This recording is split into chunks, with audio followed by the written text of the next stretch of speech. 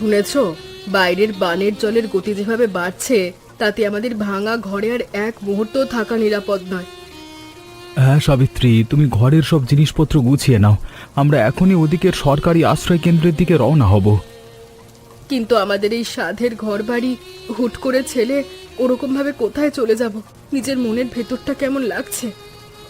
বিপদ কখন কিভাবে হুট করে চলে আসে তা তো আর আগে থেকে মুখে বলে কয়ে আসে না সাবিত্রী। হ্যাঁ, আশ্রয় কেন্দ্রে অন্তত আমরা চারদিকের বানের নোংরা জল আর এই কড়া বর্ষার বিপদের থেকে ভালো থাকবো। তাছাড়া আমাদের সম্মানিত কানাইবাবু ওদিকের দালানে গ্রামের সব মানুষদের জন্য ভালো খাবারের ব্যবস্থাও করেছেন।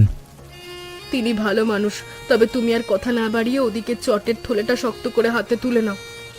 আমি থলে নিয়েছি সাবিত্রী, তুমি নিজের পায়ের চটি জোড়া পরে নাও। বানের জল বারান্দার উপর উঠে এলো বলে।